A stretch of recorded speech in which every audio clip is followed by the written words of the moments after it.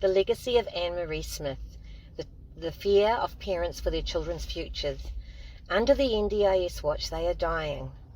The charging of Anne-Marie Smith's carer, the carer neglected unto death. 7th of August, ABC News article. It was noted that Rosa Mahoney had been arrested and charged with manslaughter after her abuse of Anne-Marie Smith from Adelaide by not feeding her, moving her, or caring for her properly for the last few years before she died. Anne-Marie Smith was an adult with cerebral palsy whose parents had passed away and were well off. It has been greeted with gladness and relief by other parents of disability young children that worker was finally arrested for manslaughter. Perhaps it should have been murder.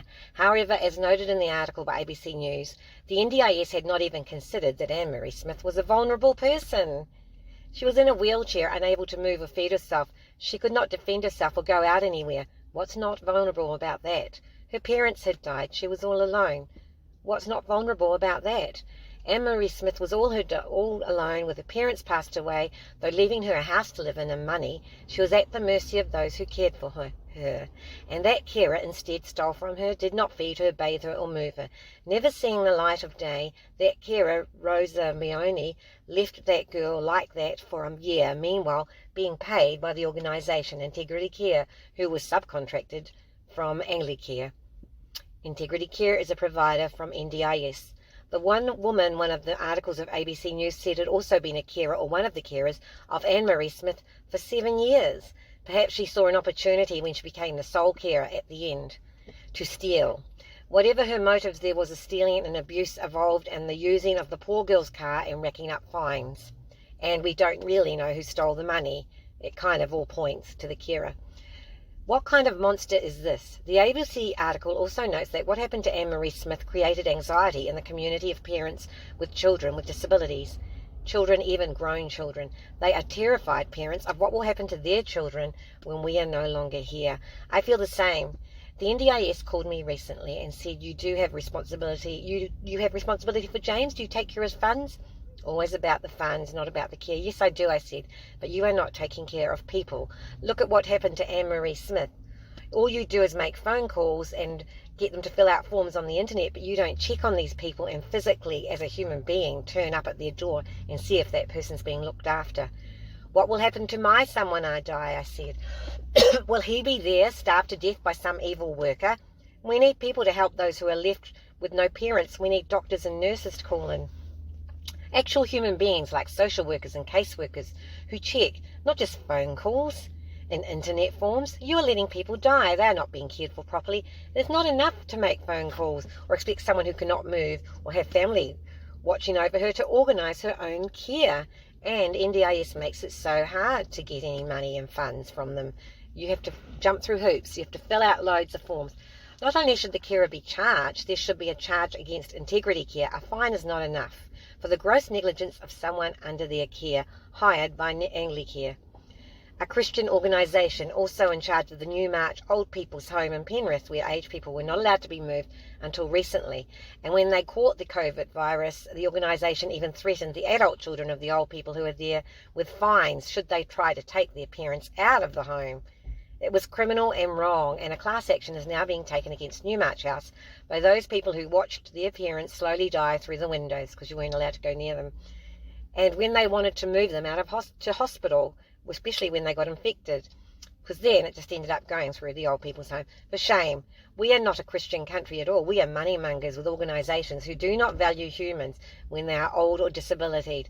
The same with Anne-Marie Smith. Where was the love of Christ shown to this person by Anglicare?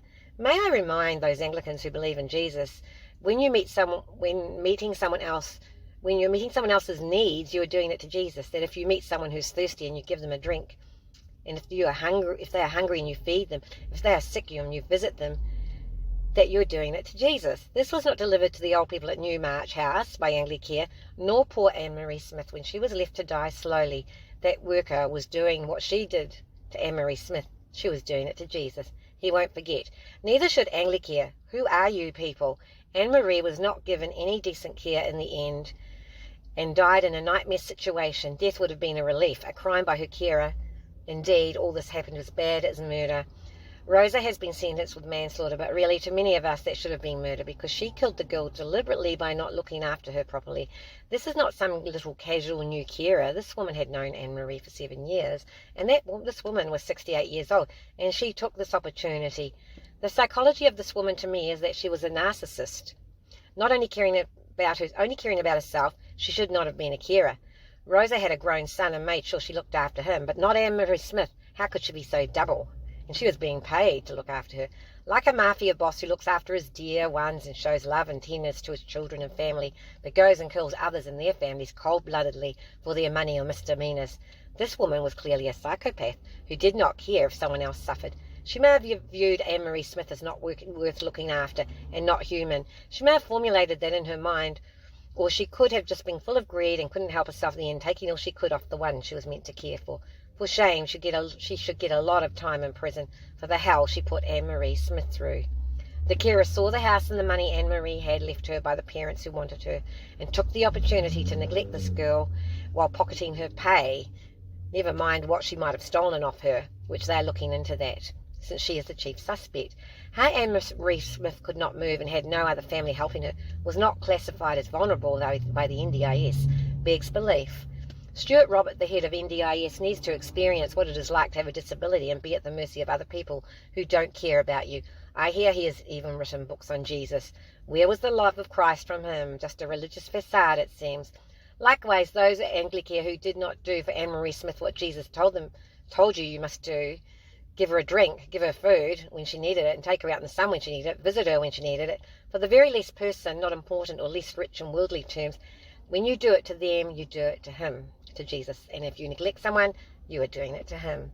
Where are all the Christian neighbours and decent friends in all this? How cold-hearted our society has become. It will not be forgotten, not now and not in the next life. Mark my words. Rosa Maoni, the perpetrator, should get a life sentence for the death she has incurred on Anne-Marie Smith, the dear one who none would help. All the best, Andrea.